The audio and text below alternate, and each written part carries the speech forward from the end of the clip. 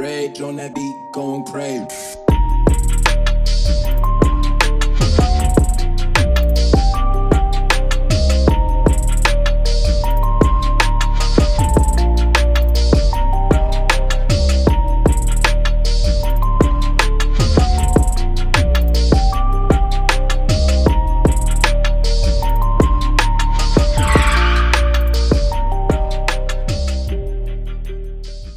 Yo, what it is, everybody? Thanks for tuning back into another episode here on the Speedbug channel. Today we got the ZL1 behind us and that back on the channel.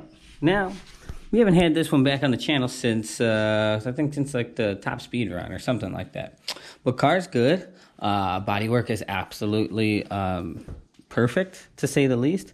When I was seeing it and watching it go back together, actually at the body shop, it was actually put together probably better than what GM was actually probably putting it together. So I saw some of what the stuff GM did in the back versus what they did. They did a damn good job. So can't tell you exactly how much it cost and stuff like that, but it wasn't a lot of money in parts. It was all in labor, and it was a lot. So, but it's fixed correct, it's fixed right, and I have nothing to complain about. Let's talk about performance, because that's what this video is all about. So, I haven't had the car back very long, but I've had it back long enough where I'm already bored with it. So, we all know the ZL1, 650 horse, 650 torque. It's kind of a turd, not gonna lie. But it's only a turd because of everything else that I'm so used to. It's still a really fast car, and I have nothing really to complain about this car. In my opinion, I think this is still the best car I've ever driven in my whole life, performance-wise, for probably under $500,000. Now, I know I'm going to get a lot of flack here for that statement, because yes, I know the Huracan this, or this Ferrari does this, or this, that. I'm purely talking about performance, bang for buck, and what you get, and to still be comfortable and have the practicality. Absolutely. Now, we all know, come on, it's GM, it's the interior, it's not greatest. Is it nice for a Camaro? Hell yeah. Is it Ferrari interior? No. Is it AMG material or interior? Absolutely not. But you don't buy this car for that. You buy this car specifically to do one thing and one thing only, and that's go around the racetrack. And I like it. I've been in GT3 RSs, been in GT4s, I've been in Huracans and stuff like that. And for the people that know anything about this car, there's not really much that is going to touch this car. Well, there's nothing that's going to touch this car in this price category, in this segment. I don't care how much you can put in this car or do to that car. We're talking about factory cars. And that's what I'm talking about. For a ZL1 and ZL1 1LE, it's pretty fucking untouchable, to be honest with you, for the price that it costs to go around a racetrack. It's remarkable. And the fact that it's a Camaro is even cooler. But whatever. That's not the case, you know, with other cars and like Ferraris and Lambos and R8 V10 Pluses and stuff like that. They're, you know, the Porsches, of course, they're a little bit more refined. They have a little bit more detail in that, well, a lot of it, as some would say. And, or the people that don't like American cars, they say they're not American pieces of shit. So, whatever. Everyone likes their stuff. I like American V8s. You may not like them. That's okay, but that's cool. No big deal. But on to the meat and potatoes of this actual video. We're kind of bored with the car, so now we're figuring out exactly what we're going to do. So I already have, you know, the heads cam and all that stuff pretty much picked out with, you know, my exhausts and all that stuff. That's really cool. And the real debate, obviously, is debating on whether or not to keep the factory LT4 blower. Now, this is a 1.7 unit, and that's what comes on the Z06s and the ZL1s. Because my car is a 19, it has the upgraded lid, a little bit bigger bricks and stuff like that, but it's still a 1.7. Makes killer torque, spools up real quick. Obviously, supercharger belt driven creates a lot of torque up top with the camshaft, and then falls off. So when you add a camshaft to move it, and you try and have it create the air that it needs to, not only can it necessarily not hold boost, but you really have to spin this joker to really get it to create what you're trying to go after.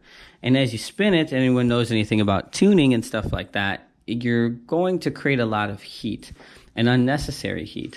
Well, some people and some tuners will say, well, just cover it up with meth. I've done that too, and it works, but it's not ideal.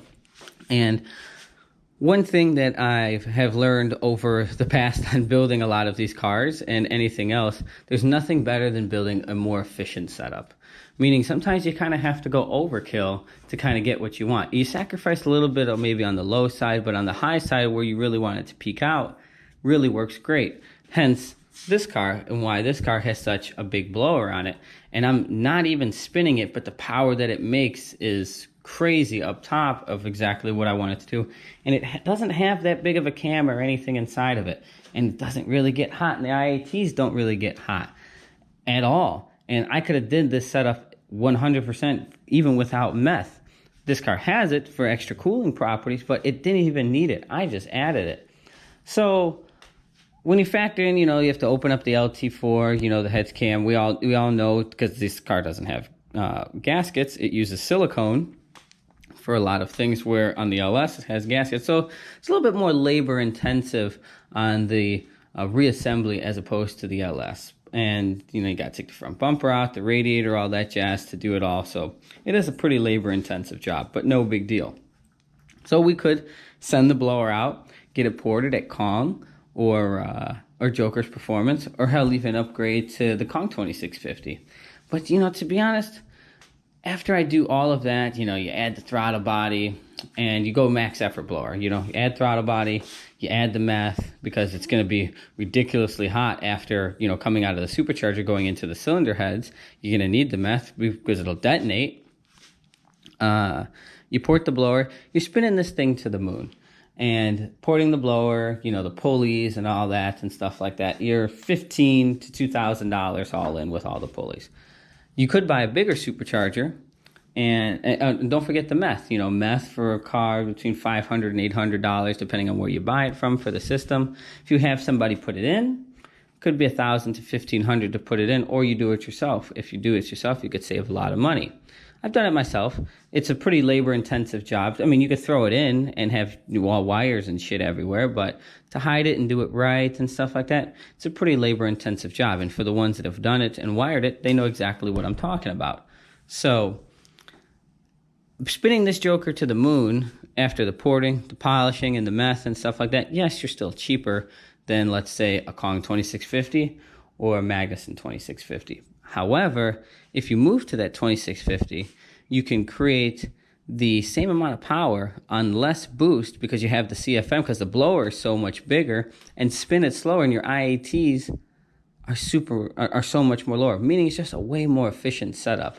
And it's I'm kind of leaning towards this because I'm trying to follow the setup that I kind of really did with this. This car runs so efficiently. Now, Corvette, obviously, it just sucks because it doesn't have any airflow really in the front, no matter what, because it's Corvette. But that's not a problem at all with the ZL1, because you have such big gaping holes between all of the grills, the flow tie, and everything else under the sun. Everything that was a problem with the Corvette is solved pretty much in this car.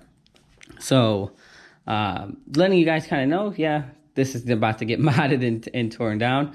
Let me know what you guys like and what you may want to see, some ideas. Hell, maybe I might like one of your ideas. But this is the next step. We're going to start playing with this and make this fast. Probably shoot for a goal of 1,000 horsepower or maybe 900 horsepower or so. This is my daily driver still at the moment, and I plan to keep it that way. That's why it's not getting a stall converter or a big cam or anything like that. And meaning my other daily driver as opposed to the Denali, because I still like to drive the car, but the Denali, when it's raining and you have to go places where a car can't go, well, that's what we take this. But then most of the time I still like to drive this. So let me know what you guys think. Should we go bigger blower? Don't just say it because it'd be cooler. It costs more money, but there's rhyme and reason behind everything. And if I do go that, when anyone was looking for an LT4 blower, let me know. I think this car now has 1,500 miles, so it's pretty damn new. Other than that, we'll see you when it's got torn down, and make sure you always check out Instagram and stuff like that. I don't always take videos of it, but you'll always know exactly what's going on first on Instagram before you ever know here on YouTube what's going down on the Speedbug channel and in the Speedbug Garage. So thanks for tuning in. We'll see you for another episode here on the Speedbug channel. Peace out.